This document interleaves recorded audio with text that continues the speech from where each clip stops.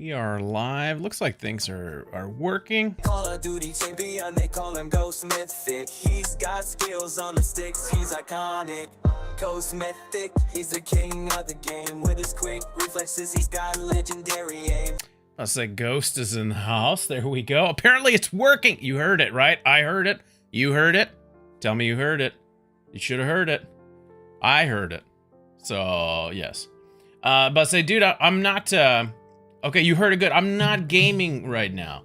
So, I'm not playing Warzone. Today is I am preparing for the sermon on Sunday. And so today we're going to be taking a peek at Mark chapter 13. So if you want to hang out and take a peek at Mark chapter 13, by all means. I'm not gaming right now. That's so that ideally I want to get to where like I'm streaming on Sunday night where it's like with the crew, right? And then I want to get another evening in there where it's like with viewers, right? So, you know, we can all play, we can all be on stream. But Tuesdays is where I'm streaming just, you know, an hour, maybe 2 hours tops of just some of my sermon prep for the beginning of the week. So how's your week so far? Hopefully it's going well. The let's see here. Let's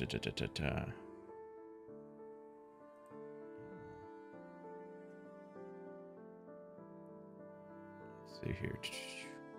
Sorry, I'm adjusting some things here on the back side of streaming. Oh, there's always so many buttons and so many things to do that it's just like, yeah, this is there's loads of things where it's like you change one thing and then you got to change it all.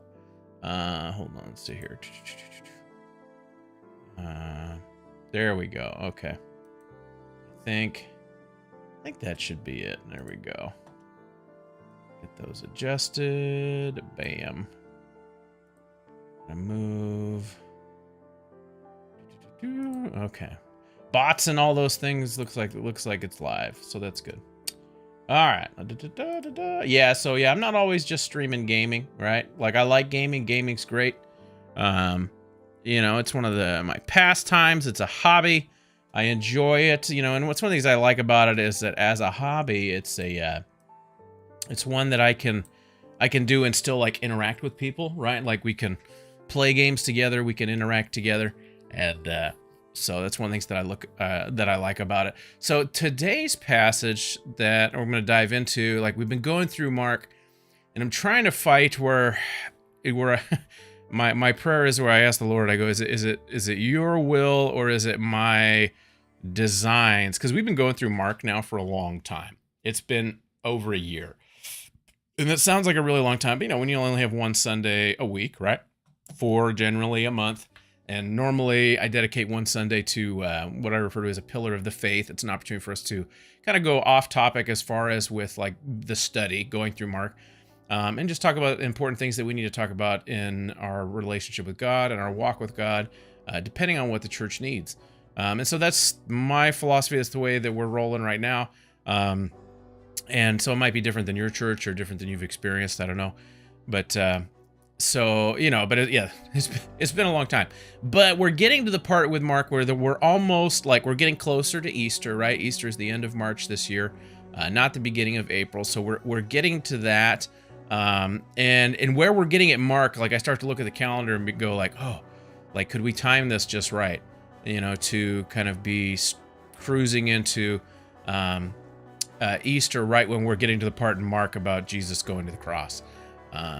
So it would be very convenient timing-wise, but chapter 13, like, it's all related, and it's all like it's so yes, it's like you could do it as one whole sermon. You could do it probably as a couple individual ones, but it's definitely a. Hold on, I gotta adjust.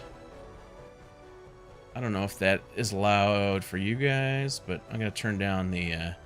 Background music there for me. There we go. And turn that down because it was just a little bit too loud for me.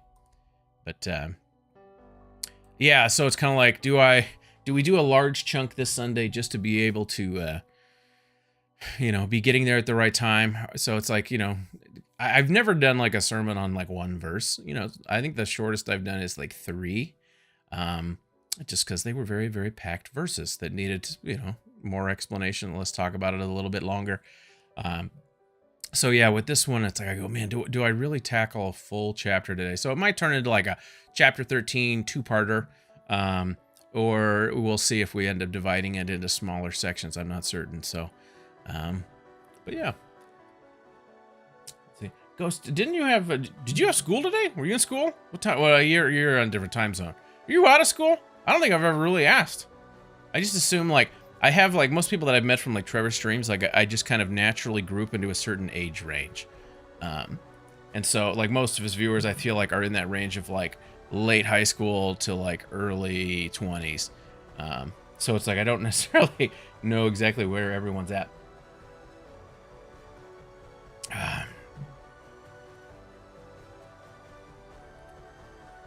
Let's see.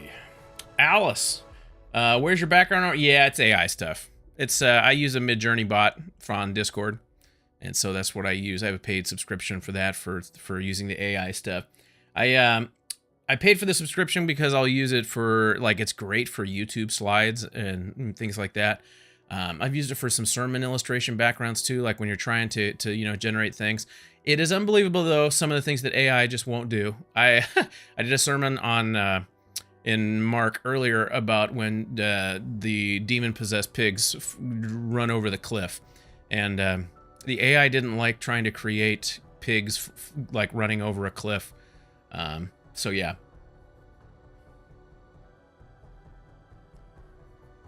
Yeah, poor artist, you're putting out of work. Yeah, well, you know, poor artists. I'm about to say, I support artists where I can. I've actually got some paintings hanging up behind me from an artist that I supported, that I've paid, but I'm not going to put them as a background picture.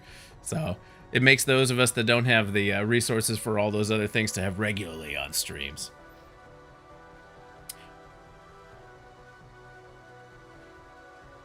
Is animal cruelty? Well, not if the pigs do it for themselves. You know.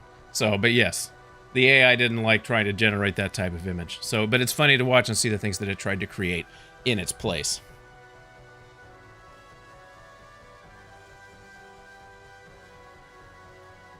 Is my paid art? No, my paid art is of scenery. Of scenery that I have from another guy that I've met while streaming and working at on online.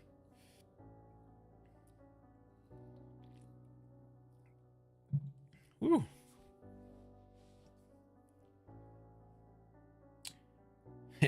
Animal suicide. Yes, I'm about to say they just ran and jumped off the cliff. Apparently, it does happen. But so, Alice, you said you stopped in because you saw the art?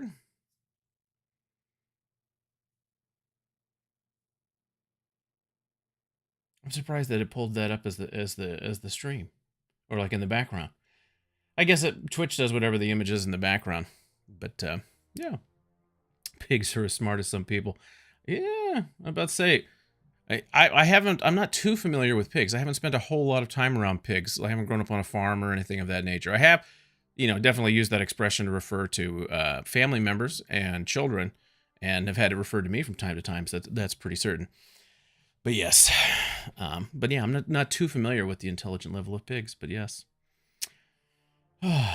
Yeah, no, that's what, yeah, it was just one that I had generated. So there are loads of AI image generators. I was worried too, you talk about it like, taking work away from artists. I have a buddy that's a graphic designer, and like I got to see him here in the the last couple months, and so I asked him, I was just like, dude, how is AI, like, is it going to kill your job? Is it like, what are you, how is it affecting your life as an artist?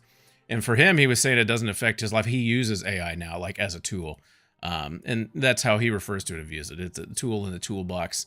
Because there's some things it can do great and some things that it can't. So, better than referred to as a cow. I'm about to say, yeah, pigs are, yeah, cow, you just think of just standing there and chewing on things. That's for certain.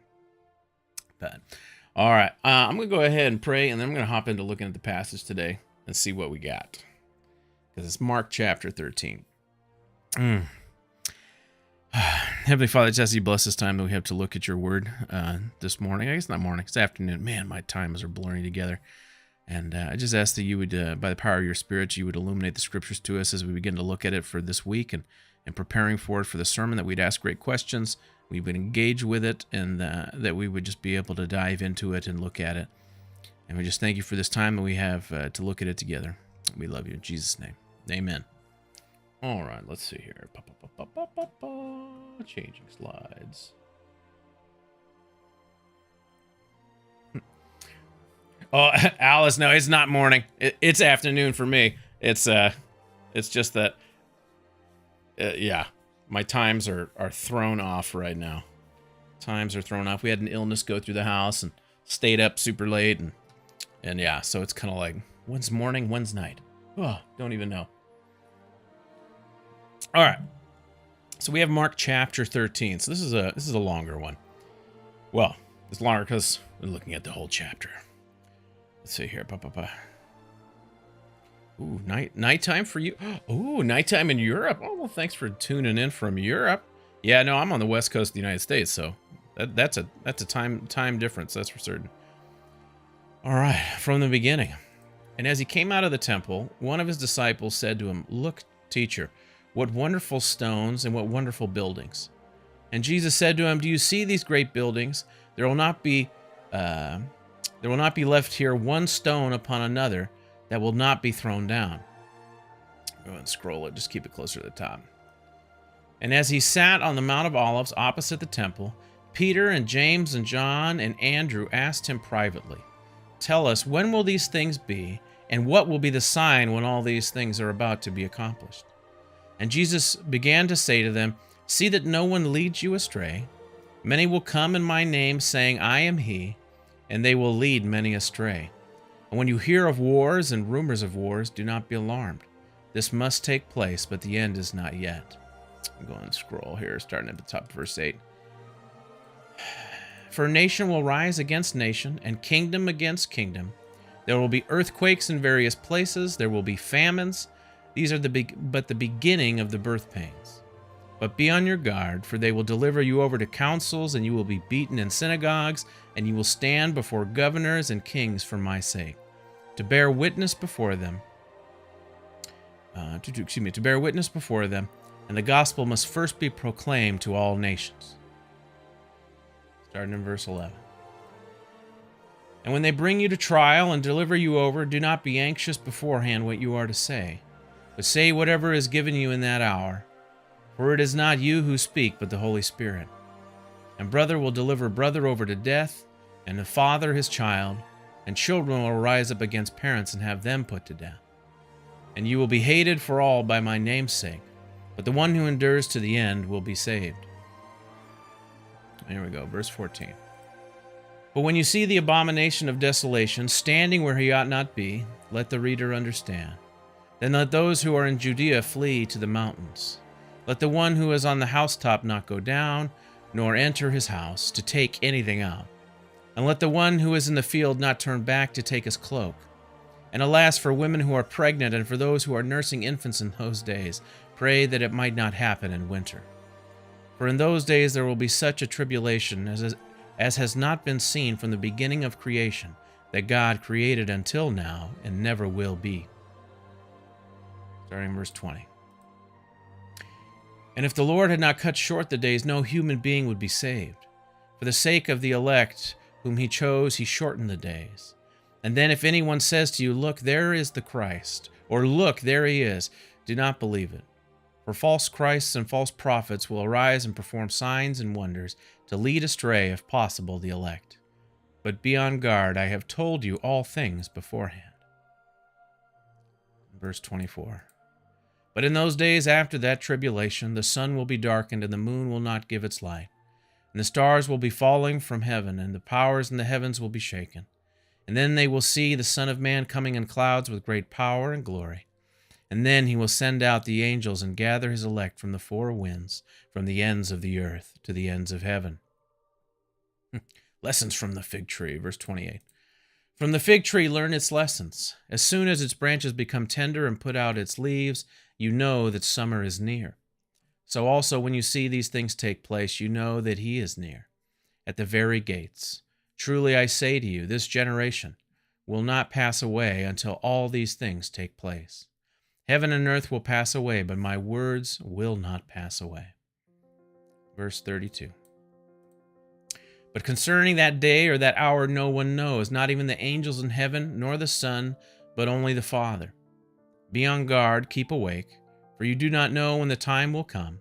It's like a man going on a journey, when he leaves home and puts his servants in charge, each with his work, and commands the doorkeeper to stay awake. Therefore stay awake, for you do not know when the master of the house will come, in the evening, or at midnight, or when the rooster crows, or in the morning, lest he come suddenly and find you asleep. And what I say to all, stay awake. Whew. Sorry, that was a long section. That was all of chapter 13. I think I missed some messages here. Oh, come on, phone. Oh, no, not man. I can't even speak. Phone, mouse. Let's see. Nighttime here. Born today. You don't have body for that kind of work. Uh-oh. Let's say reading a bedtime story. No, reading well, Mark chapter 13. This wouldn't be the one, yeah, that I would choose as a bedtime story. That's for certain. Ooh, the DC4 Spartan. How are you? Good to see you, sir. The DC4C bot is live. I'm gonna have to check more on that Discord server as to how that works and how it operates. But yes, the bedtime story about the apocalypse. That's right. But so yeah, DC4C is a bot that Spartan has been working on. Let's see here.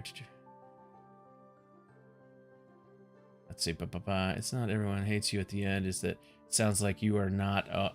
Oh, not the elect. Oh, let's see here. Oh, it's just commands. Well, there we go. There. Ooh. Apparently, it looks like I need to allow the bot to post a link. So I'll have to adjust something there. Let me make a note about that one, Spartan.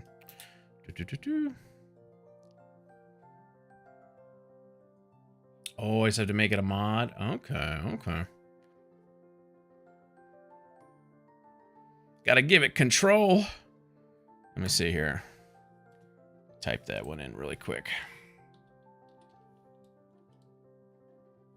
DC.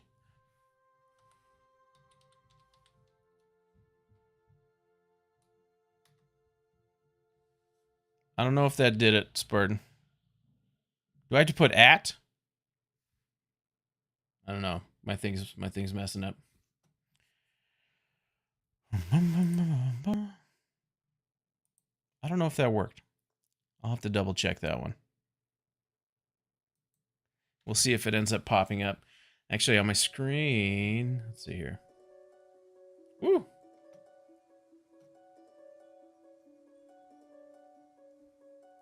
Okay, it popped something. Oh, so then if you do crew, it's got links for everybody? Okay. Very cool. Very cool, Spartan. But yeah, let's see here. La la la. It's not that everyone hates you at the end, it's that it makes it sound like you're not elect. Oh. I would say that's a good question, Alice. Let me see here. Not that everyone hates you. So people are mad because they're not the elect. Hold on, I gotta turn to my notes, switch to my notes page. So now is where I want to ask questions about it. Ask questions about the passage. I was about to say, yeah, that's a lot of links in there that in those commands that Spartan is working on. So okay, so Spartan, is a list of those commands in the Discord channel? Because yeah, I'll have to see exactly what commands there are to be used. But I say, Alice, that is a lot of links. So Alice, the first thing that stood out to you as you heard that was people being angry over. Let's see, how I'm gonna put this. Over not being the elect, which always is an interesting question. When you say who are the elect, right?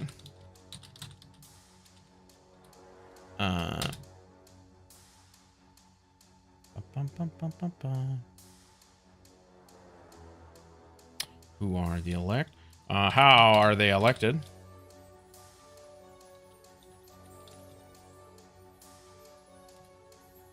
And with that one, you go, doesn't it sound like...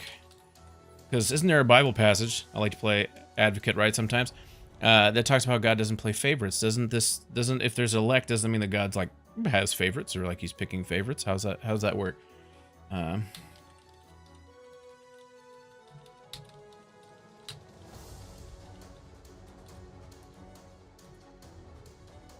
Yeah. Man, I can't. I'm having difficulty speaking and typing today. Bum, bum, bum. Helps to be able to type. Bum, bum, bum, bum, bum, bum. Yeah. But yeah, thank you for that. Those initial questions, because yeah, those are ones. Alice, like definitely being in the like looking at the end of the passage. Yeah, because one of the first questions that stands out to me, like just as a whole, too, is you look at it where you go, some of these things like they sound like they're still yet to come, right? Let me type this down. But Jesus says that you won't, like, he says this age. I think he says this age won't pass away until they've seen it completed.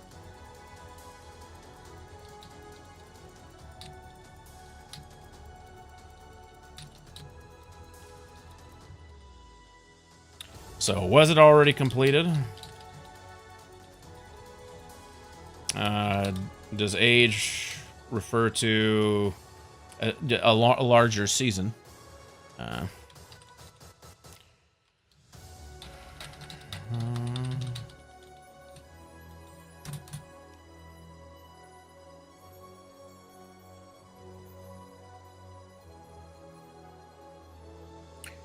Let's see here, Alice. What to do? Why would you be mad about not giving?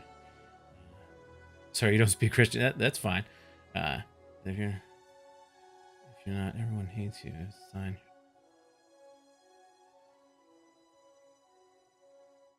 Ooh. You should act in love, and then people hate. Yeah. Well, and that's where sometimes acting in love, Alice. People don't like you for that. You know, they're my children, right? I have 3 children at home. I love them dearly. I want what's best for them, right? And out of my love for them, I discipline them, right? I tell them hard things. I'm an overweight dude, right? I've struggled with my relationship with food my entire life, and I need to get better at it. You know, and so trying to help my kids instill some healthy habits where we're eating more salads, more vegetables, more leafy green things, less carbohydrates, less processed stuff, less meat and animal products and all those things. Like, you know, those are difficult transitions like for me to make. And so trying to help my kids learn those things. They think I'm mean. They hate me. Dinner is like a battle time, you know? And so that's just a small microcosm of even just in my own like family, where family, you know, members who love one another, you know, or are supposed to love one another, right? They, you know, in doing things that are loving and helping them to learn healthy eating habits, you know, eventually they're going to have to make those decisions for themselves, and they get to deal with the consequences, good or bad, of those decisions that they make once they're making them for their own. And you know how you get there as a parent and helping teach them to make those good decisions. But you know, it's it's a challenge. Salad is not a meal. I know. For me, salad is like the appetizer, right? Like salad is the add-on to pizza, right? So you got to have your pizza and your salad. Salad is secondary. But in our house, we have last night for dinner, we had salad bar. So we had like 15 different vegetables on the table, a bunch of nuts and seeds, and you know, all that stuff. And so yeah, and so we've made it the main dish. We've had company that's come over, and normally, you know, if you're gonna have a salad and you're gonna try to turn it into a main meal, right? It's gotta have chicken.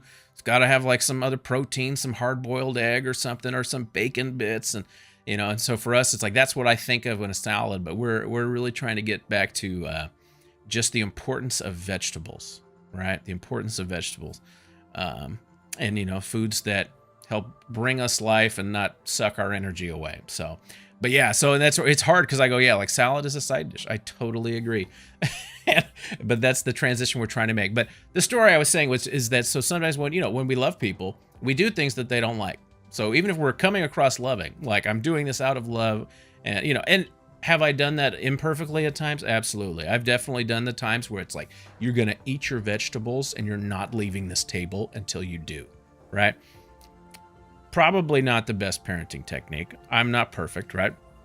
But sometimes, like, it's like that's what I want to do, because I'm tired of the grumbling and the yelling and the whining over the food. And it's like, hey, you have food on your table, you should be happy. There's some people that don't have food sitting on their dinner table every night, waiting for them, and it's like, let's eat it.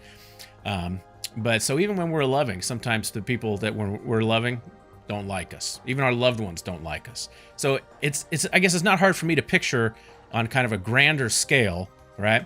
When you're doing things that are loving, which, if you're a follower of Jesus, and this is where Christianity, in today's society gets a bad rap, because Jesus is the one that said it, not me, that he's the only way. He's the way, the truth, and the life. No one comes to the Father except through him. And, society doesn't like the idea of that there's only one way to something, right? There's 100 different ways to get to where we want to go, So, but if Jesus said that, and so I need to share that with people and talk about it openly, and I talk about it because I believe it to be true, and I want to be as loving as possible. But some people won't. Some people, they don't like that. They won't want to hear that.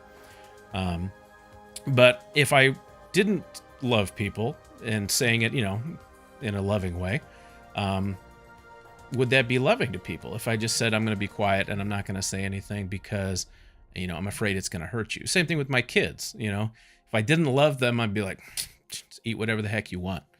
Become, big and bloated and deal with all the, side effects of poor healthy decisions, right? Healthy eating decisions. It's like, so, and that's where I go, I wouldn't want to abandon my kids up to that, because I love them. I'm going to be persistent. So you try cooking fresh breads, cheeses, eggs. Ooh. It's fake and over processed. Yes, Alice, I would agree with that. That my wife has been. I have not. Well, I've been to Europe once, but it was in the airport, and it was on my way to Africa, so that doesn't really count. My wife's been to Europe a few times. She's been to Norway a handful of times, and she was saying, like, over there, like, she was like, I had McDonald's like over there, and it was good, because she's like, it had like all natural stuff. McDonald's over here is not all natural stuff. So yeah, we've got a lot of processed things, fake things. So there is kind of a revolution, I feel like, a little bit in, that's the thing, in our society in the United States, for eating healthier and local natural things. But it's hard because, like, those things then are very expensive, right? It's yeah. McDonald's, horrible. Yeah, I know. And that's where I go, like, here it's like, yeah, I don't want McDonald's. But she was saying, like, my wife doesn't eat McDonald's, but she was like, I loved it in Norway because it was like an actual gourmet burger. So you're making my own of a lot of things. Oh, you're making a lot of things at home, Spartan? Nice. Yeah, so we're on a kick because part of it, I think, for us was due to COVID. Everything shut down here for us, and so we were like trying to keep restaurants in business, right? And so we were ordering a bunch of food for pickup, and DoorDash was becoming the thing, right? And delivering food, and so we were keeping the local businesses. So we were just like, we DoorDashed a lot of meals that we should have been cooking at home, and that habit that we built during that season, right, has continued. And so our goal here for this year of 2024 is to, in 365 days of the year, our goal is to eat at home 350 days or more. Like, no going out to eat, like, because when you make things at home, when you prepare things at home, like, you're more conscientious of what's going into your meals that you're cooking and then what you're putting into your body. So that's kind of our goal for this year. Let's see.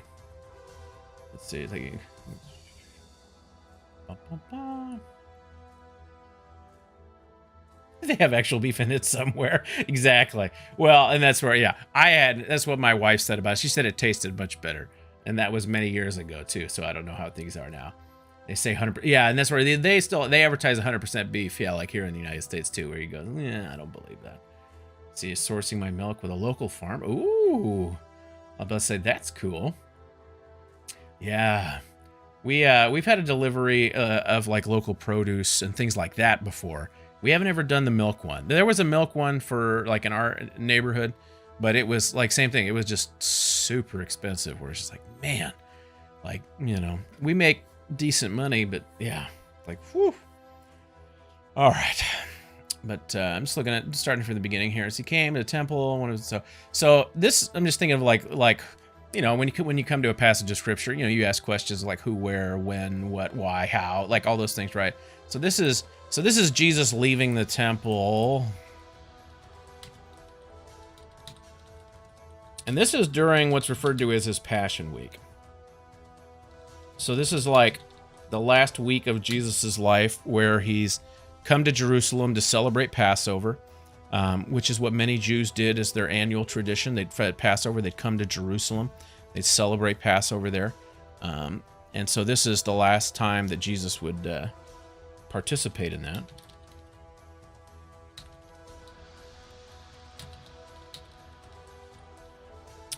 Jesus had just been just doing some teaching, right, in the previous chapters, and he had been questioned. So he had been questioned by the religious leaders, the chief priests, the scribes, the elders. That side, he had been questioned by the Pharisees and the Herodians, which was a political party, and he'd been questioned by the Sadducees to kind of put him to the test and see like who is this guy.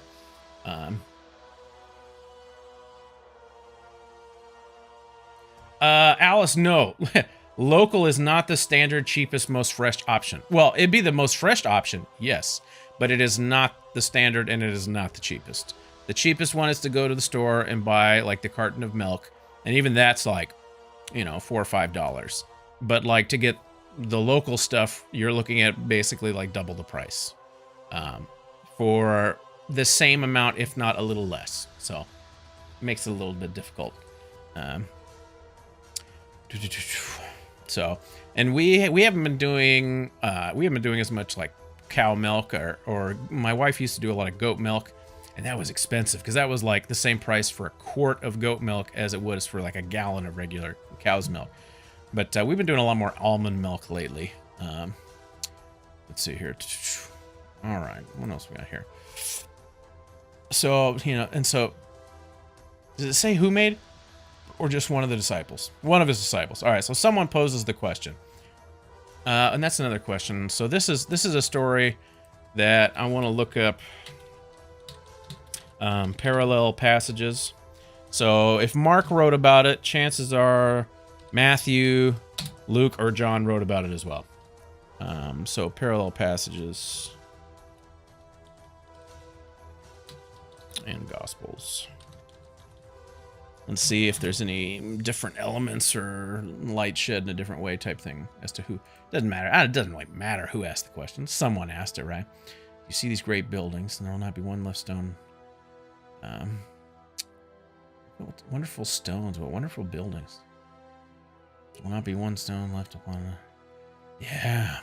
So, and that's where is the buildings being torn down.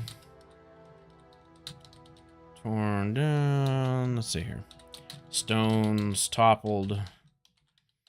Let's see. Was it figurative? Was it a specific instance? No, you know, I'm going to say in my question, further prophecy type thing. Because I believe it was AD 70, the Romans came in and quelled a rebellion that the Jews were having against Rome and destroyed the temple.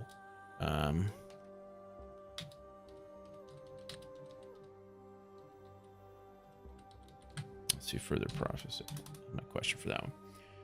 Let's see, question. Why don't Christians do Passover anymore? I mean, I know it's their Catholic style communion and ensuring a meal. Ooh, I'm about to say, we at our church a lot. So yeah, not a lot of Christian churches do a Passover meal. We celebrate communion where we take juice and bread. Some churches use wine, right? We celebrate communion once a month. The first Sunday of the month, we celebrate communion. We actually do a Passover Seder here for Easter every year. It was a tradition. Like, I had attended a Passover Seder, like, when I was younger, but it wasn't something like our church did annually. So our church, like, on Thursday, so the week of Easter, Thursday, we have a Passover Seder.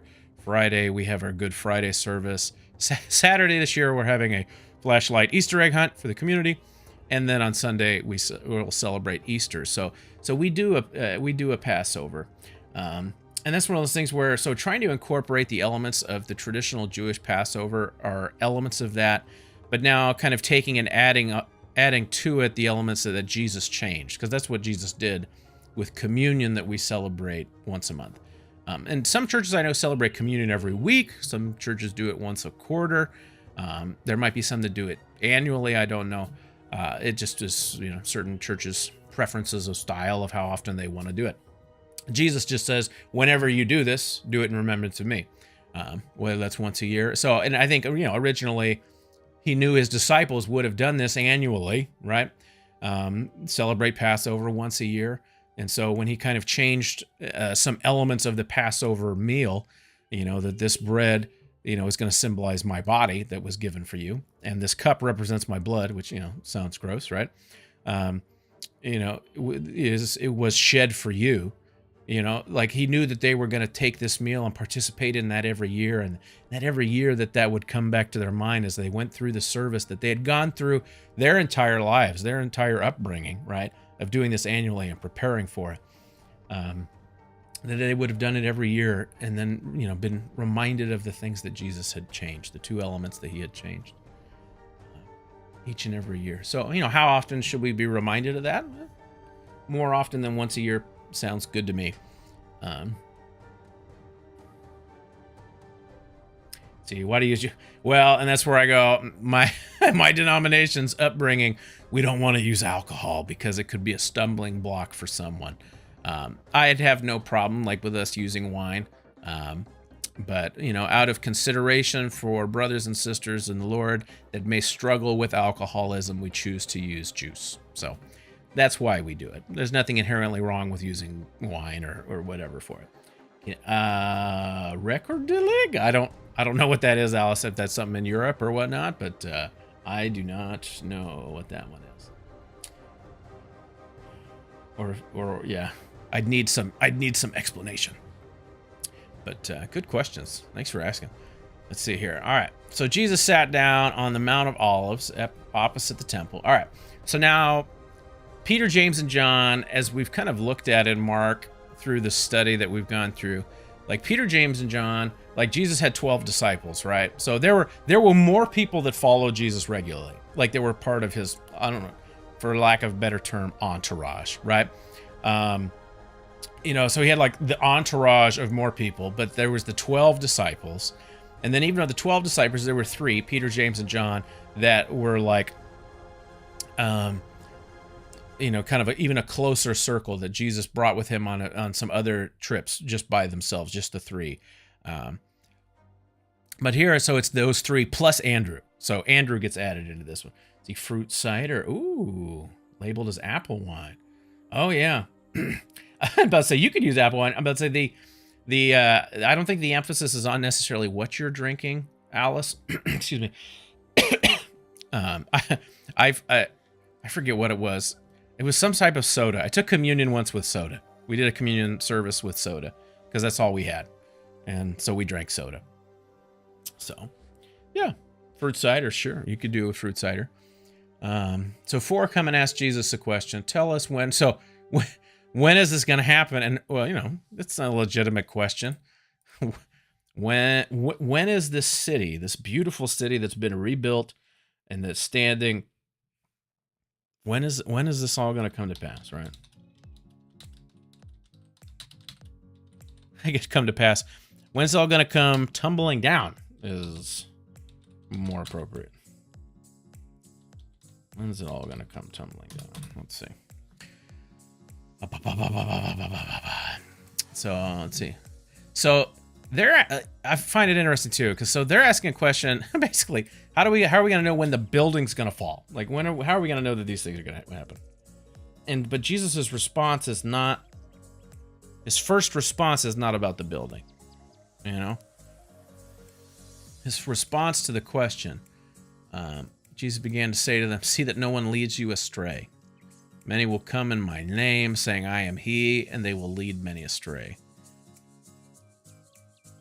So there are other people that are going to be coming.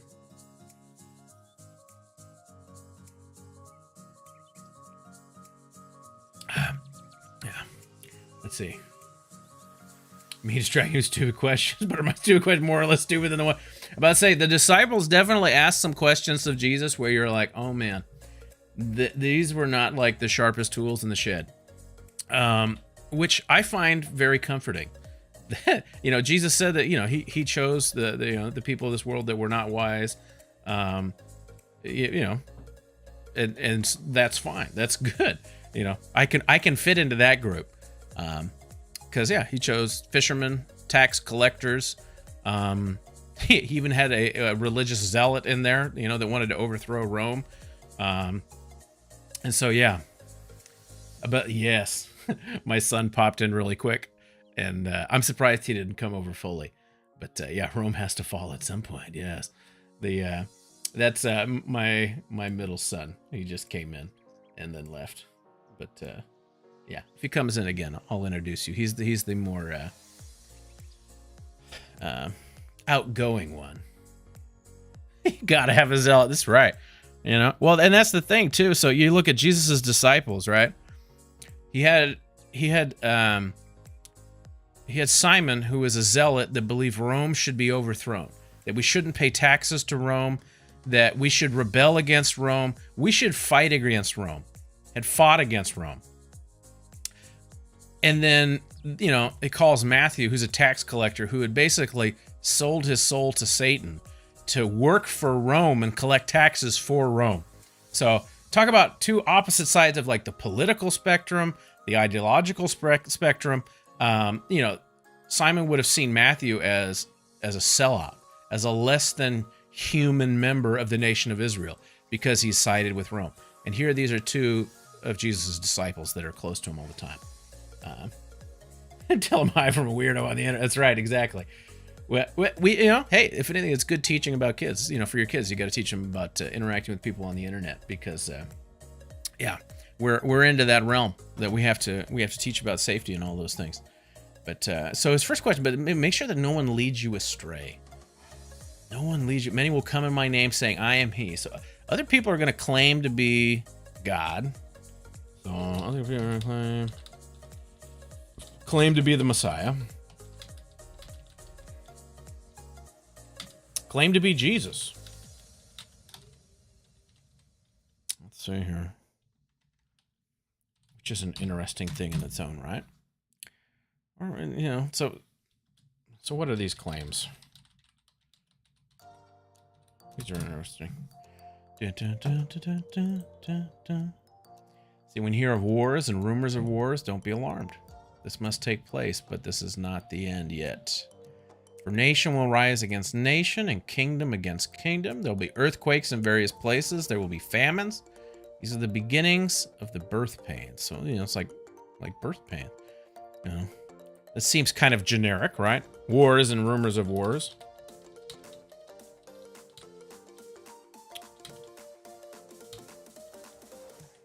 I'm gonna say it seems generic, but definitely seems like it could fit all those times. Like same with famines and all those things. Like, if you follow news and look at things, like, there are wars and rumors of wars. It seems like going on all the time. Like now, currently, where you go, okay, it's the beginnings of these things, but those have been going on for many, many years now, right? Let's see here. But be on your guard. For they will deliver you over to councils, and you will be beaten in synagogues, and you will stand before governors and kings for my sakes to bear witness before them. So that one there, like verse 9, and this is where, so it's like a lot of these things he's talking about are for like, they sound like they're farther in the future. But like this, what Jesus says right here, is played out in all of the disciples' lifetimes. That they are beaten and dragged before councils and synagogues and handed before governors and even before kings to bear witness to what they've seen and heard. So, like this is more, so it's kind of like so some of these things have already taken place. Let's see here. So verse 9.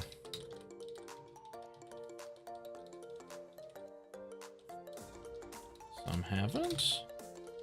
Question mark. Let's see here. Let's see. So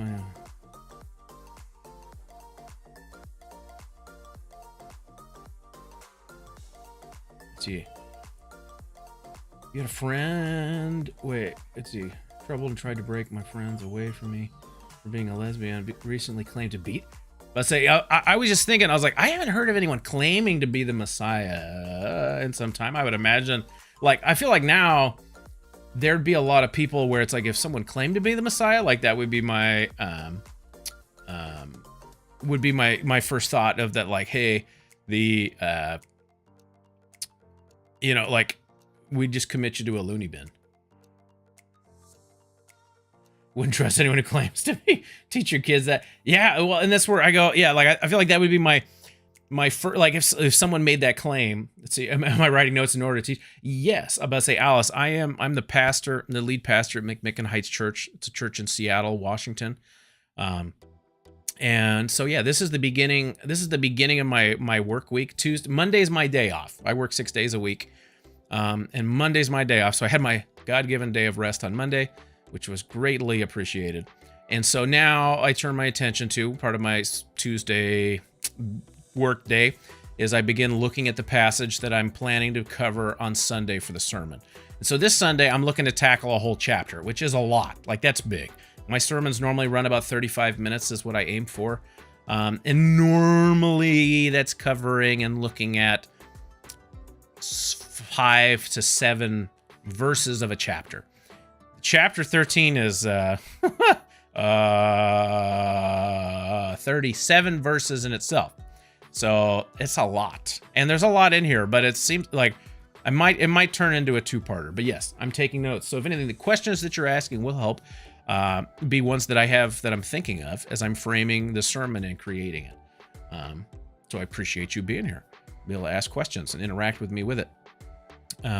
So like today, right now, this is just, I'm looking at the passage and I'm asking questions of it. So like, then I'll read books, I'll, search up, other things online, other resources. There's a lot of great, wonderful resources on the internet that are out there. Like there's one, blueletterbible.org that you can use to look up,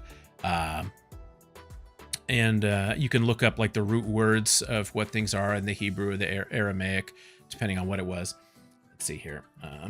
Maybe split it into two parts, have a halftime where people get a snack. Well, we've got coffee and refreshments in the back, and people they have the opportunity to go and get that whenever they want. It's funny because my wife's family, like, she grew up in a church denomination where like the pastor's sermon was only like 10 minutes long.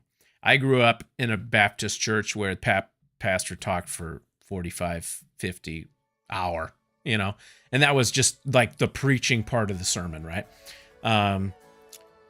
Or the preaching part of the service. And so yeah, I aim for 35 because I want to make sure it's difficult to kind of whittle things down into a shorter time frame as well, right? So it kind of forces you to be more concise. Let's see here. But yes, I am taking notes.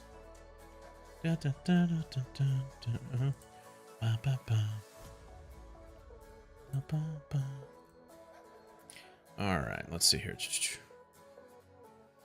So yeah, 10, and the gospel must first be proclaimed to all nations. So this verse 10 is a kind of a fundamental verse.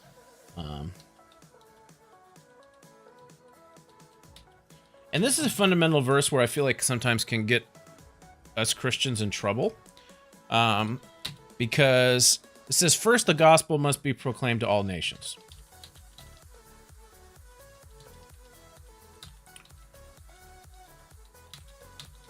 So a lot of Christians have made that, like, that's our goal. Like, hey, Jesus tells us at the end of the Gospels, right? End of Mark, end of Matthew, that, the Great Commission is that we're to go and make disciples of all nations as we're going through life to tell people about Jesus, help people find and follow Jesus. That's what we're about.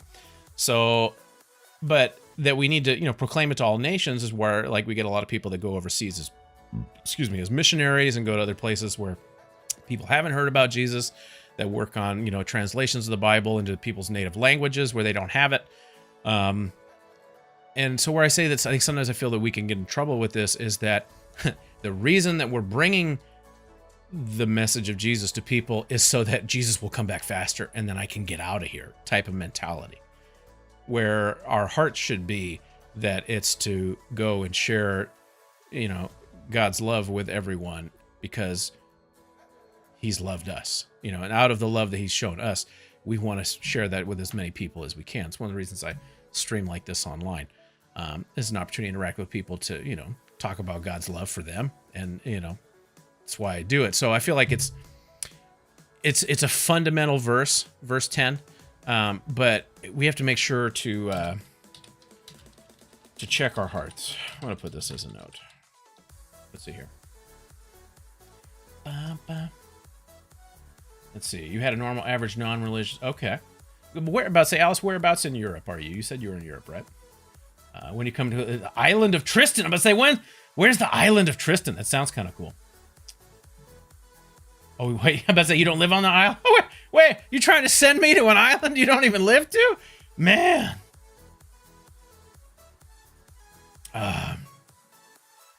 Turtle, flee to the mountains. Let's say there's I think there's part in the verse there about that, right? They're going to flee to the mountains. See, they're sharing out their own stuff. Yeah, well, there can be the possible pitfall with this. Yeah, is that, our motivation is that we want to hasten. We want Lord Jesus come back quickly. Where, the Scripture tells us that it's God's desire to see everyone come to salvation. He wants everyone to come to a knowledge of the truth. And so, if anything, I want the Lord to, I want as much time as possible for people. And so, yes, God will accomplish his purposes, but it comes down to a heart issue. See, Mark 13. Oh, yeah. I think I'm about to say 18. I don't think it's on the screen. I was about to say, Turtle, if it's 18, you've got it. Let's see here. I think it is. Oh, I flee to the mountains. Oh, that one's pray that it doesn't happen in winter, but it's close. But it's talking about tribulation. But we'll get down there in a second.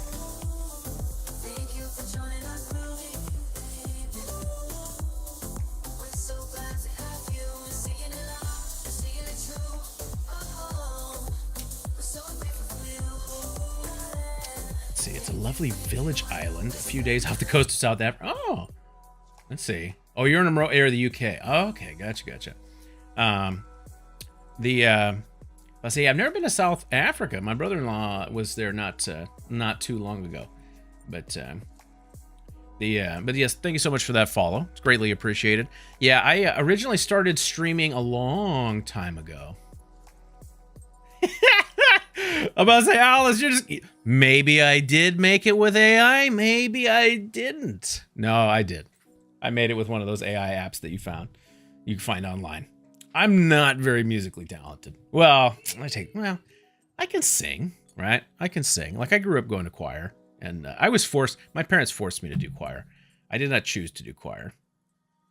Oh, Alice, yes, it is Suno. I've got a paid subscription for that one too. It is Suno AI. But say, must be like kindred spirits in the AI universe. But say, do you use AI for stuff too? In fact, Suno. But yes, Suno AI is the one that made that song. But where was it? Man, I was distracted by the AI song questions. But during COVID, I started because COVID kind of shut everything down, and it was like how do you still interact with people and and online. And so I had started a Twitch channel originally with a buddy to kind of help bridge the gap between gamers and the gospel, because I like to play video games, right? Twitch, video games, streaming video games, people do that, right? And it's a great way to interact with people online, and it's a hobby that I enjoy doing. And so I started doing that. And so now, with being a pastor, I had to kind of shut that down for a while because I had lots of other things to do. What is it? Yeah. So, but now that I've kind of been able to kind of set a little bit of a routine and know kind of how long certain things take and to do, how much time can I invest in this. So I wanted to have this part of my work week, streaming and interacting online. Ooh, a couple things for assistance. Yeah, it's a tool that can be used. But it's not. People still need to know what they're doing. You're studying for an art degree. Very cool. That's awesome. Like, what is it, like an art school, like a college? I don't know what the educational system is there in UK, how that works. I assume you have colleges, right? There's universities there. What's the big one in the UK that I always hear about? Dang it, I'm totally blanking out on it. University, but what's the one? Is it Cambridge? Is that the one I'm thinking of? Cambridge University? No, what's there's a big one in the UK. If you said it, I'd remember it. But yeah, I always think about that one. Oxford. Isn't that the one? Isn't that in the UK? Oxford. That's like one of the big ones. It's for age 18 and under. Okay. Oh, really? Okay, yeah, that's high school for us. Like, for us, you graduate high school at 18, and then college is, And then your college, you're going for your bachelor's, and then if you go farther than that, you get a master's, and then if you go farther than that, you get a doctorate and all that jazz. But Oxford, okay, that's what I thought. Let me see here. All right, so where were we at? Verse 10. Let's get here to 11. When you're bringing a trial to deliver you over, do not be anxious. So, and that's where, the disciples, almost all of them have gone through this already. Like, between when Jesus said this and now, all the initial disciples are dead, right? They've died. Have gone through this about being delivered over, handed over to trial. So is this about things, like that have happened or are going to happen? Does this apply to us now? Is a question that, you start to ask. Let's see. Are you using Turtle? I'm not using King James right now. I'm using the ESV, the English Standard Version. English Standardized Version. I grew up using NIV, the New International Version. Normally, I start here with ESV because it's a good kind of middle of the road as far as word for word and thought for thought translation. So normally I'll go through and at least read 3 translations. So ESV is normally what I'm reading in normally, and then I'll go look at New American Standard for more word for word. And then I always like to look at Eugene Peterson's The Message for kind of thought for thought ideas. And sometimes, I'll expand and look at other ones as well, because it's good to kind of see what the other translations use as well for these words. See.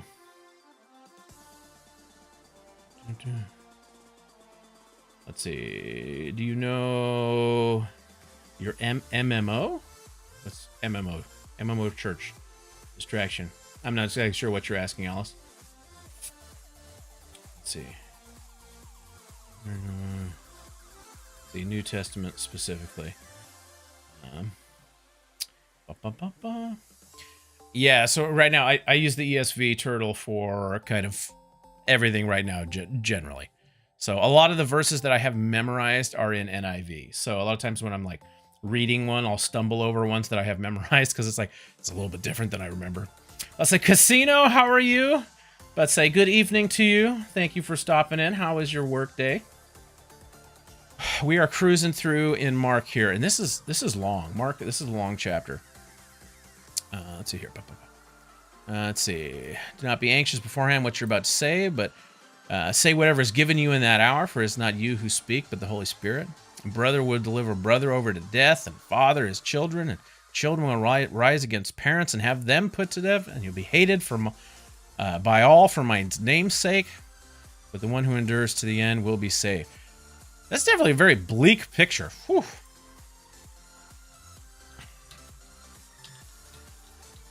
All right. Parents turning in children. Hold on. Let's see here.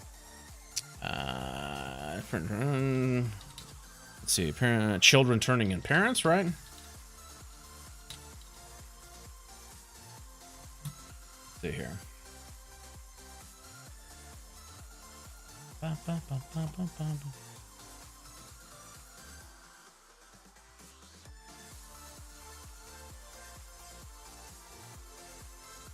Oh, Alice. Yeah, I think I have heard about that. I think it was a church in New York or something, or right? That kind of started with a virtual church. Yeah.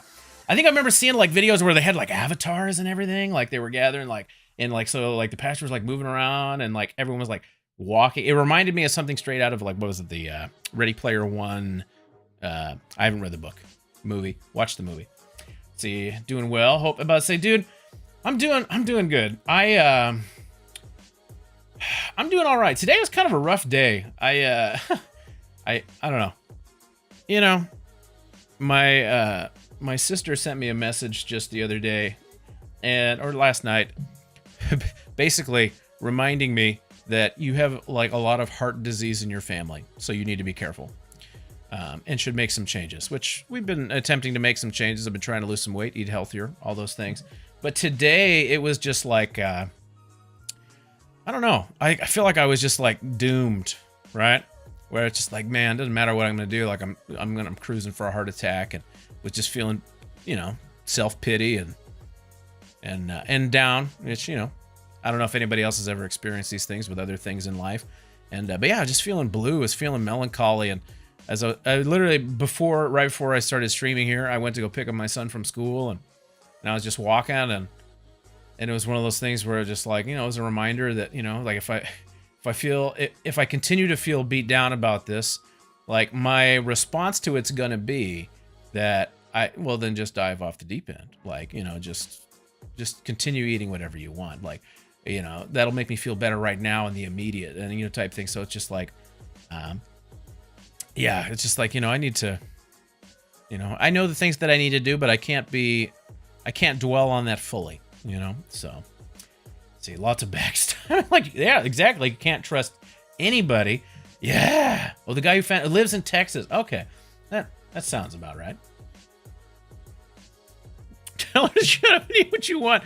That does sound like something I'd tell a sibling, right? That's how we talk to our sibling, right? And tell them the truth. Be quiet. No, and that's where, I've spent the last, 40 years eating what I've wanted. And it's led to me being overweight and having some health complications. And so it's something that I have been working on, trying to, Jesus, when he teaches his disciples how to pray, right, tells them, give us this day our daily bread as part of that prayer, right?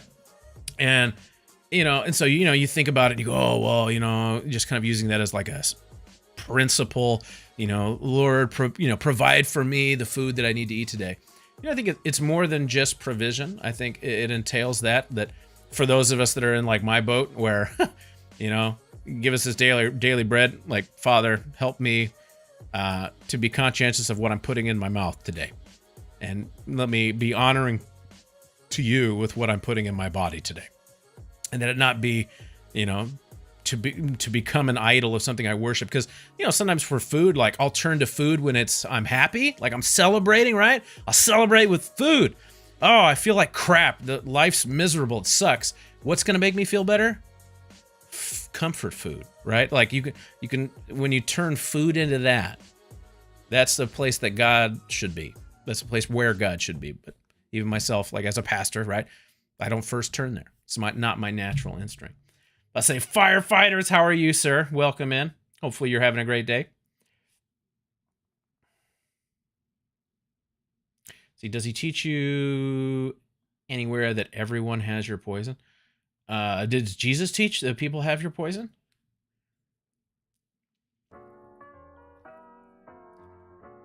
See, I'm not sure if I fully understand the question, Alice. And this sounds like one that I should understand before answering. Let's see here. I gotta come back here, but yeah. So yeah, bleak output. Everyone's like turning on everybody. Family relations are shattered, right? And then yeah, in verse 13 there, and you'll be hated by all for my name's sake. But the one who endures to the end will be saved. And that's an interesting one too. But the one who endures to the end. So there's an element here to endurance. I'm gonna put a question mark for that one too. I'm curious now. But say firefighter, dude, I'm doing well, man. I just shared a little bit about how the beginning part of this day went, where it wasn't the most ideal, where, thoughts and feelings. Oh, gotcha. Everyone has their own poison. Well, yeah. Jesus, I don't know if he says that specifically in those words, but we all have our own tendencies, right? Like, I've got like the little ad right here, there. Oh, can't bend my finger that way. What? Quit porn today, right? Some people struggle with pornography, other people don't. Why is that? Some people can have drinks, right, and alcohol, and they can enjoy it in moderation. It's great, and other people drink it, and it's like, they become raging alcoholics, and it destroys their life. Like, how is it that some people can have those struggles and others? Some people are very prideful. Some people are very arrogant, right? Some people, like, and you go like, man, how could they be that way? Right? Because I'm not that way, but I have my own ways, right? Of where I like to do things the way I want to do. So, yeah, well, he definitely tells you there's the scripture, Alice, where he talks about that before you deal with the speck in your brother's eye, to take care of the plank that's in yours. So, before, hey, let me help you fix that. You really got this problem right here. This little itty bitty thing, right? That could cause big damage, right? Because a speck in your eye, that could cause some damage, right? It doesn't take much of something to get into your eye to cause big problems. So that's important. Something we got to deal with. Jesus does say, take care of the big plank that's sticking out of yours before you try to help your brother, get that little speck out of theirs. But yeah, that's important. Because, we're quick to do that. I want to help you with yours. It's so much easier for me to help you with yours than it is for me to deal with this plank. Let's see here. Are we doing good? You good? I must say, very nice, firefighters. It's good to hear, man. Are you gonna be playing some games later tonight? Playing some Warzone? Is that for the word feel the horn? Oh yeah. No need. Yeah, well, and that's where I would agree with you, Alice, in principle. Yeah, no need to ask God for your physically daily bread. Well, for some of us, yeah, when you're the one, I don't feel like I need to ask for it when I'm the one that's throwing away, wasting it, right? That I've got more than enough. I've got plenty. It's different when you're in the boat, right? When you're the one that doesn't have it. But yeah, there's so many things that I've heard with that, and that's where even just like clean water. I've seen a lot of organizations about trying to help get people clean water in their villages and places like that, and digging wells. And we take here, at least in the United States, being able to turn on like a tap in the kitchen and have water. And even here people will complain about it and be like, oh, it's bad, it's got all these chemicals in it, it's gonna kill you, whatever, right? But like to not have to like drink out of a stream that's questionable, that's gonna give me bacterial infections and things like that, like that's a whole different boat. But yeah, when you want me to, I'm about to say, I'm not sure about what time, if I'm going to be able to be on tonight. I have a lady, Samantha, that's coming over to our house tonight to work on some stuff for the church. Our church has an app. We're entering the digital age. We have an app, so we're trying to get that all set up and ready to go to kind of unveil that to the congregation and start using that. So I'm not sure when I would be able to be online tonight. So if anything, I'll check and see. See if you had a plank. You could poke the other person in the eye. Take it. Yeah, exactly. Take it. That's right. What? The chemicals in the water? I'm about to say, dude, I've what was it? When I lived in San Francisco, I went to college in San Francisco, California. They had all these signs everywhere, about like don't dump anything down the sewer drains, right? Like rainwater only. There was an article I remember reading in the Guardian, the newspaper there, and about how they were finding mutated fish in the bay, like the San Francisco Bay. And they had equated it to, like, I don't know, what are they called? The pills that women take for their periods. Why am I blanking out on the name of this? Oh, birth control pills. That's the name. Man, My brain is a little foggy. But apparently, like, there were excess levels of those, like, in the water is what they were equating it to. Like, you know, extra ones, old ones, people just, like, flushing them down the toilet, put them down the sink or whatever, right? Getting into the water. But, like, the fish they were pulling out of the bay, like, the local fishermen were catching, they had mutated just, you know, they should had pictures of it, and it was just like, and so it was, you know, turned into a thing where it's like, don't, like, you know, if you found a seafood place in San Francisco when I was there, it's like you didn't want local caught, like, bay fish. Like, no. Okay. You just call it the pill. Okay, yeah. Yeah, that's, yeah, it's, I don't know why, I was like, my name, like, I was trying to think of, like, a specific name for it, but I couldn't remember. But yeah, so Brendan, yeah, I will let you know, dude, when I'll see who's online when I get online. But let's see here. Okay, so verse 14. So this is another one too. When you see the abomination of desolation standing where it ought not to be, let the reader understand. Then let those who are in Judea flee to the mountains. All right, here's the verse that Turtle was talking about. Flee to the mountains. He was just a couple verses off. Mastery of the Bible is amazing. But the abomination of desolation, and this were, you know, is this like referring to like the Antichrist or something, right? Is this an Antichrist reference? There are some that believe like this already happened, and that it referred to I think it was one of the Roman generals. After in AD 70, when Rome came and destroyed the temple, before they did, apparently they sacrificed a pig on the altar, which in Jewish tradition, right, the pig is like an unclean animal, and you only sacrificed clean animals on the altar. So having a pig sacrificed on the altar before God was an abomination. So there are some that believe that this reference was to that, and that it tied to the temple being destroyed and the building being torn down. So that's a possibility. I have to look into that. Sorry, I'm gonna type some notes here so I can reference these later.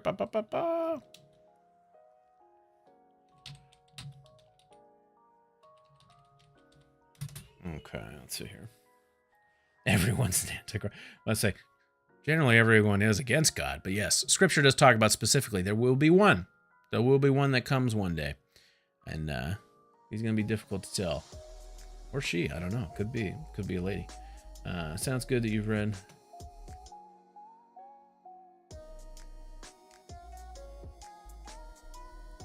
Oh, did you? Sorry, Firefighter. Did you send me a message in Discord? Is that what you're saying, or I guess I'm missing your message specifically, but yeah, I'll touch bases with you tonight, man. Let's see here. Yep. All right. So flee to the mountains.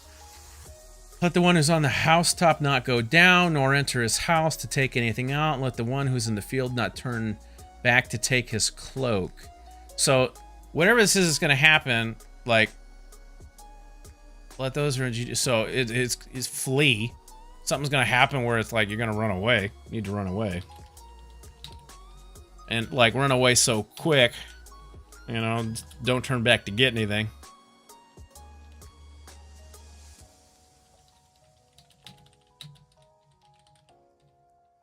I'd imagine, I feel like a modern day equivalent would be like if your house is on fire. Like, you know, if your house is on fire, like, don't just get out, right? Like, what would you turn back to try to get? Like, all right, you know, like the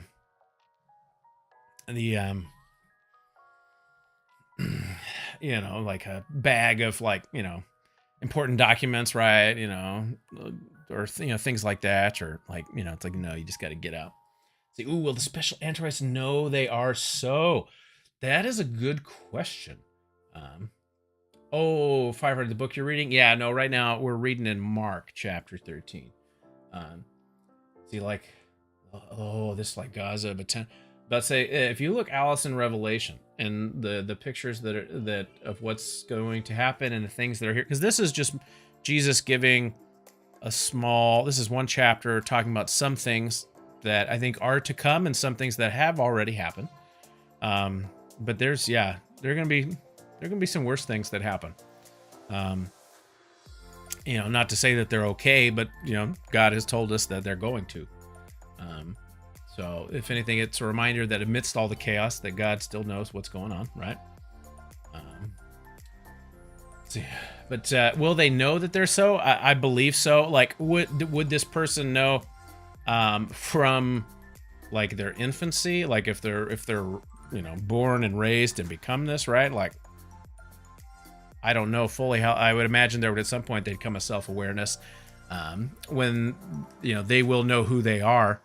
But Revelation talks about, and this one of these it talks about that the Antichrist will suffer a head wound, and that he will rise again from that head wound, and then claim that he is the Messiah. So I go, that one seems like that would be a pretty telling. I know, like, you look back in studies through history, people looked at like the JFK, at least in the United States, the JFK assassination, where it's like here was a leader of our country that suffered a head wound. Like, was he gonna come back? And then claim to be Jesus? Like, you look any type of head wound, like in our mind, we naturally think of like someone being assassinated with a head wound, or something of that nature. So it's kind of like, but Revelation talks specifically about that. So there are some things where, and then, so that person making that claim, they're going to know who they are, and that their purpose is to lead people astray. Nukes, mushroom clouds, and sirens.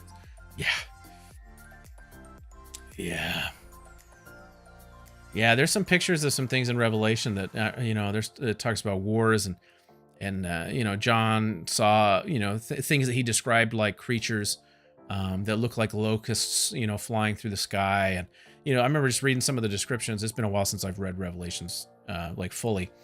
Yes, I'm a pastor, but that doesn't mean like all I do all day long is just read my Bible, right? That's what a lot of Christians want Christianity to be, and just be that all that matters is me reading my Bible, which reading your Bible is important. It's good to know your Bible. But God told us the greatest commandment, Jesus told us the greatest commandment was to love the Lord your God with all our heart, soul, mind, and strength, to love your neighbor as yourself. We got to be loving our neighbors. We got to be, in tangible, meaningful ways, loving our neighbors and those that are around us. That's how we show God that we love him, by the way that we love other people. So it's important. But I remember some of the descriptions in Revelations being like, how would someone at this time in this era in history describe like a helicopter, or something like that flew in the sky, other than like a locust with stingers, flying around.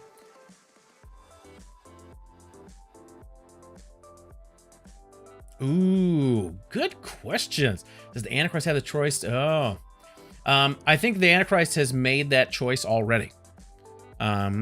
There's no one that I've seen in throughout Scripture that has not been given a choice, and that's one of the reasons, like the world in which we live in now. That's Adam and Eve were given a choice in the garden to listen to God and don't eat from one tree.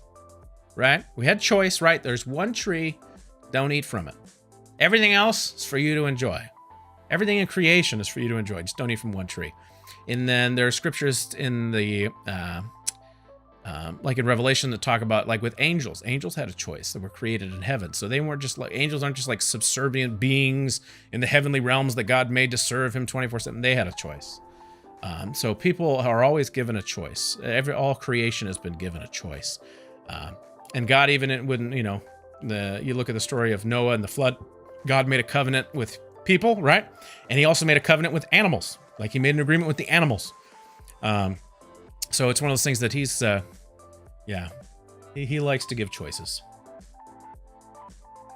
Ooh, and is Andrew fulfilling God's purpose if he is just doing what is written in Scripture?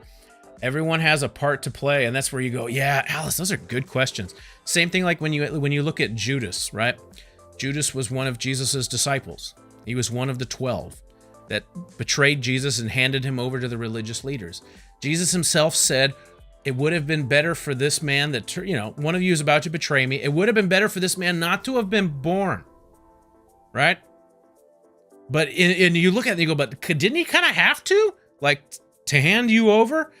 So that and that's where you get into questions like that, where it starts to blow our minds when we try to take the seat of God of where he's given people choices, they've made them. Just because he's told us that people are going to do it, did they not have a choice to do it? Gets into the realm of God's realm and his purview. Like, I don't know. I can't answer that for you. But does God, knowing what you're going to choose and him choosing to use you as that person and that opportunity, yeah, it's like when you come into, it's like time travel movies and stuff like that. There are parallel paradoxical questions that you just can't quite answer or wrap our heads around that as to how that would work. But yeah, that's good questions. Let's see here. I do have to keep my eye on the time. Agree. Oh, I didn't see. Agreement with animal. I'm about to say, yeah, God made a covenant with animal, and God promised that he would never flood the earth again. He made an agreement with animals too. Let me see here.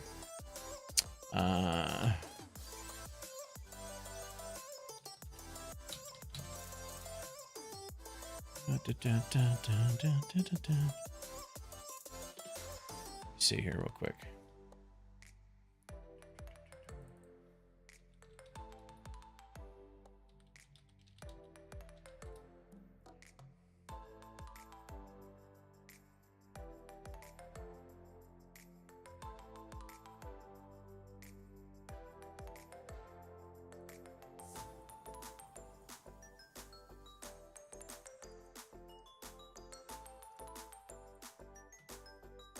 Let's see here.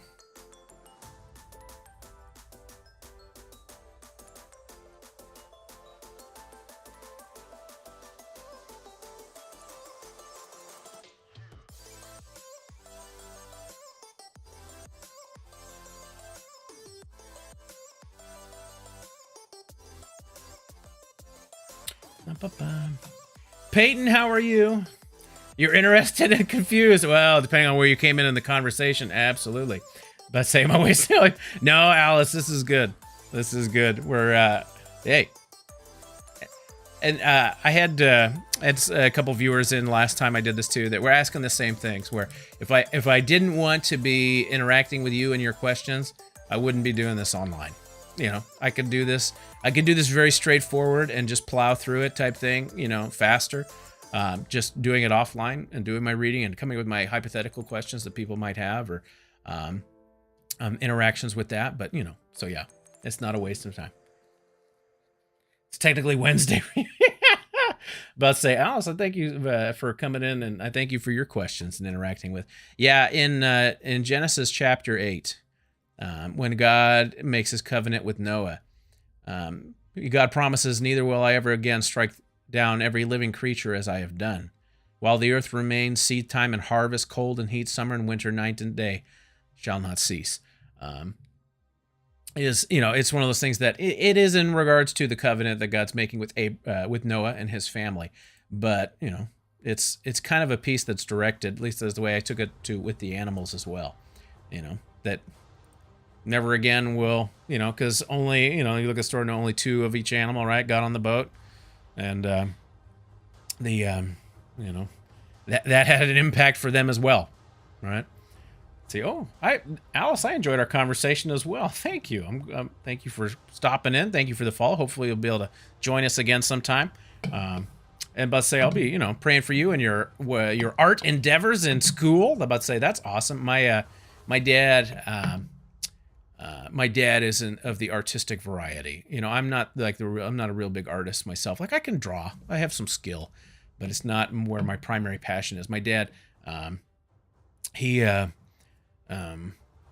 an animator for Industrial Light and Magic, George Lucas's visual effects house, and so he worked on like the prequel Star Wars movies and some other big Hollywood movies as well, and just. But artistic, hearing my dad speak about it, it's one of the things where, he's very passionate about encouraging people in the ways that God's gifted them. And if he's gifted you to be an artist, about being, encouraging you to pursue that gift and utilize that, because if God has gifted us in a way special and unique to us that we don't use, what does that say to God, that gave us those gifts if we don't use them? And so, it's important to pursue those things. That if it's something you enjoy and desire, obviously if it's something that's destroying your life, that's another thing. But artistic wise, pursuing that passion. But it is, I'm about to say, it is hard work.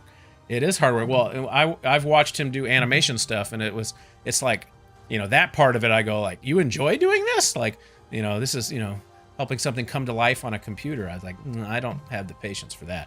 But his artistic skill is unbelievable as well. But yeah, there are ways to be able to earn incomes and support your family, and and live financially on that. So, but he definitely did have to go through a season of being the struggling artist that didn't make lots of money, right? So that might be part of the deal. But there are lots of professions and things that come with that as well.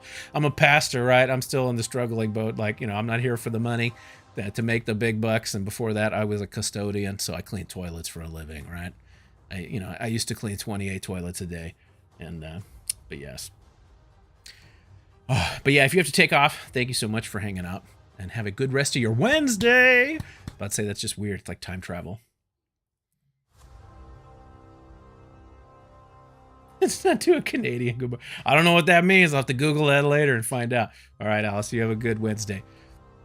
All right, let's see here. Where are we? So I'm finishing up here through, I don't know if I'll be able to even finish all this here today. But for Mark chapter 13, all right, so the abomination, let the one who has to go on the housetop not go down or enter his house or take anything, and let the one who is in the field turn back. And alas, for women who are pregnant and for those who are nursing infants in those days, pray that it doesn't happen in winter. So this is something that's going to just drive people out of their homes. Scroll down. In 19, for in those days it will be such tribulation. Tribulation is a big word. Tribulation, I'm going to write down. Tribulation is a word that I need to look up here in this one. Because it, even just in like English language, tribulation carries more weight than trials or hardships, right? I'm going to root word look up.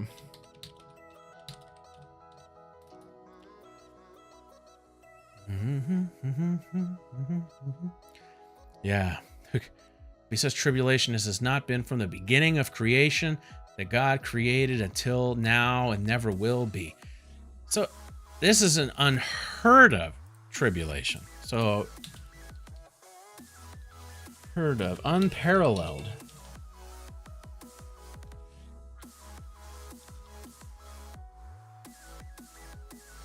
Unparalleled. Okay, let's see here. So, never will be. And if the Lord had not cut short the days, no human being would be saved. So he had told her that you need like to endure, like those that are alive have to endure through this. And if the Lord had not, and he's going to cut short the days and not going to let it last forever. No human being would be saved if he let it continue. Whew. But for the sake of the elect, and this is where I think, Alice was saying, like, kind of hearing it before, but for the sake of the elect, so it makes it sound like for the sake of those choosing to endure, because that's who the elect are at this point, right? That have chosen to endure, he shortened the days. So those that were the elect, those that are choosing to endure, if he had let it play out longer, they wouldn't make it. So if anything, this is still a reminder of God's grace in this process. I don't know for this one here.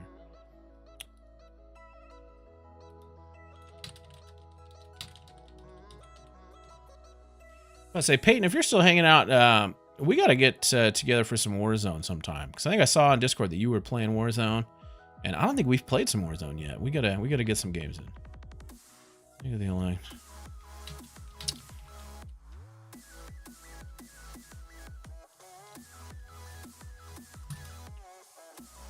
Let's see here. He shortened the days. And then if anyone says to you, all right. Then if anyone says to you, look, here is the Christ, or look, there he is, do not believe. False Christs and false prophets will arise and perform signs and wonders to lead astray, if possible, the elect. But be on guard. I have told you all things beforehand. Okay.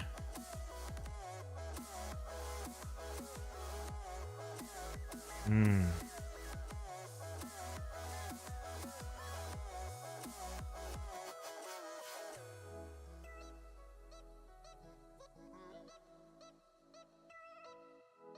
Hmm.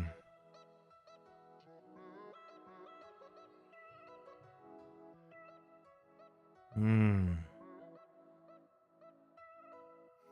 Look, here is the Christ. Look here.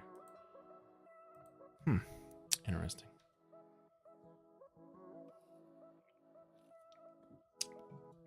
Ooh, you got a win in solo. About to say, I don't think I've gotten a solo win this season, dude. That's an amazing feat, dude.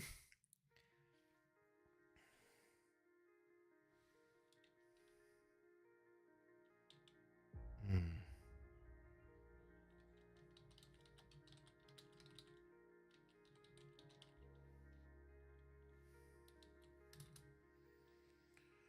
All right, let's see here. All right. Just looking at time wise here, I don't think it's been about an hour 40 already. I don't think I'm gonna have time to really look at the rest of it right now. I've got to work on a few other things here before I get dinner ready. Let's see here. And switch this back just to the chat mode here, and let's go ahead and minimize that.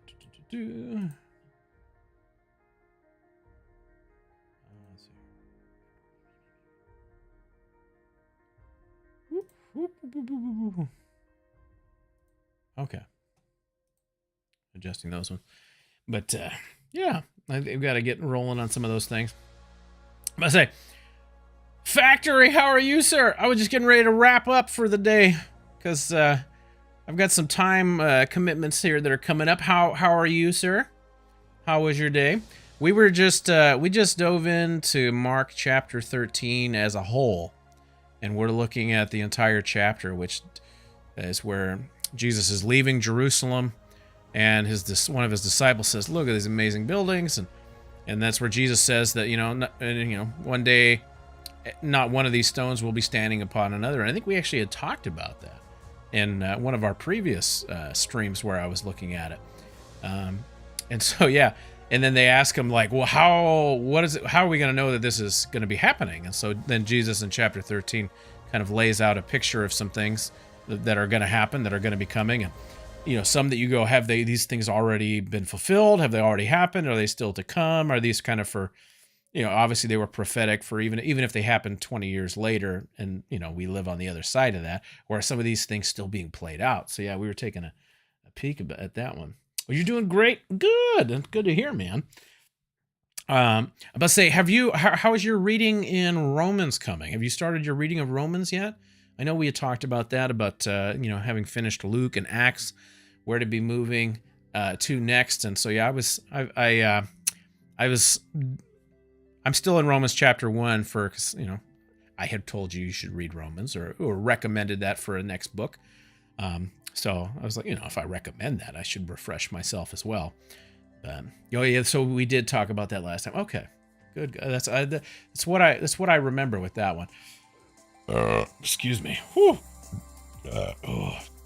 You started watching The Chosen? Ooh, I haven't sat down and watched it. I've seen like clips of like various scenes and things, like that I've looked up, and what I've seen in the various scenes I've liked.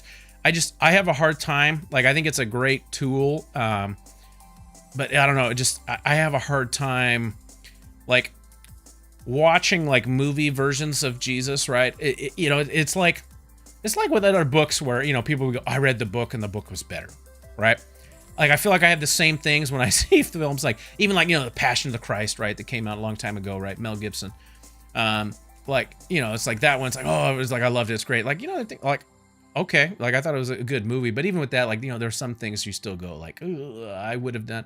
I envision it differently when I read it in the scriptures. So there's always stuff like that where it's just like, oh, there was one I went that came out to in theaters. I forget which one it was. It was like around Easter many, many years ago. There was like, a Jesus-y film that came out in theaters. And I think it was a variation of like a TV series, like they had turned into a movie. And the way they portrayed Jesus, like he had just like this happy-go-lucky smile on his face all the time, which, I'm sure Jesus smiled and everything. But it was like, this smirk of like, nothing can touch me because I know everything that's going to happen. Like, look on his face. And then in the scene in the movie, they had where he raised Lazarus from the dead. And in the scriptures, Jesus is weeping, standing out in front of this tomb with a stone that, like next to the entrance of the caves, right? And Jesus, while he's weeping, cries out to him, to Lazarus, come out, and then sure enough, Lazarus comes walking out wrapped up in his grave clothes, but in the movie, like they changed it and kind of put their own artistic things on it, where it's just like, no. Howdy, son. I am streaming. I'm finishing up my stream about Mark chapter 13. Yeah, I'll be done. Hey, look at my shirt. Look at your shirt. Baby Yoda's head is see-through because it's green, but this shirt's getting kind of old, son. Oh, it's still Baby Yoda. It is still Baby Yoda. Mm-hmm. Yeah. All right, I'll be out in just a few minutes. Because I want to play. Oh, we want to do around. We can get around to heroes versus villains. Yes. All right. Bye-bye. See ya. Oh. So you met another believer on COD. Oh, wow. That's cool, Factory. Been talking on the phone about awesome things. Goose. Ooh. That's cool. Was this so did you meet them like on COD, like just like through the game, like they were in game chat with you, or were you streaming and like you had interaction with them? Like that's pretty cool. Because I've got a couple of people on my friends list on COD where it's like, I'd load it up with some randoms and, just talk to people. And then when they ask you like, well, like, what do you do? Like, for a living, or how was your weekend? Like, well, went to church all day on Sunday. I preached a sermon and, all that stuff. And then it's like, oh, you talk to people. I've had some great conversations with people that way there. Because, it's like they've encountered a pastor that's blasting people in Call of Duty. Where, it levels the playing field of that they feel like they can ask me some questions, like legitimately, and not have to worry about like, kind of stepping on piety or something, like that we can have some nice conversations. But yeah, I got to take care of a few things. And according to, that was my son, that was my middle child. He wants to play some heroes versus villains in Star Wars Battlefront 2. His little brother, my youngest, who's only 5, last time we played heroes versus villains, we're on the same team, right? And at the end, like they've got the scoreboard for like how many points you've earned. And in my defense, eliminations don't count for the most number of points, but there are other things that count for points.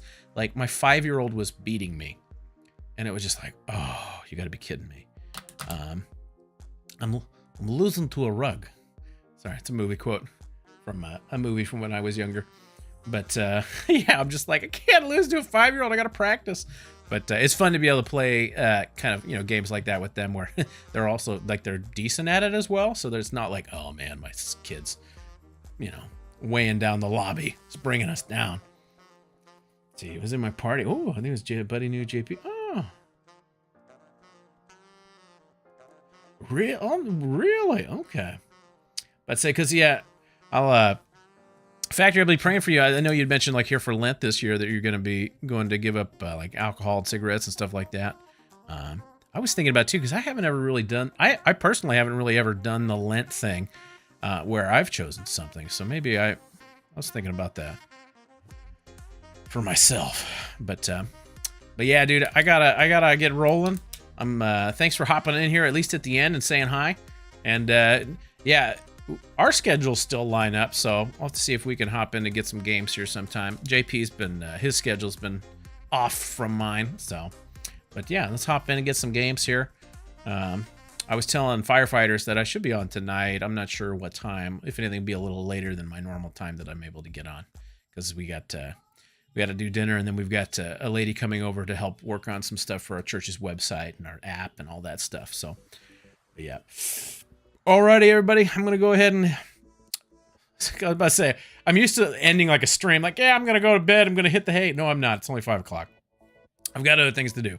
But thank you all for stopping by, and you guys have a great rest of your night, and I will see you guys later.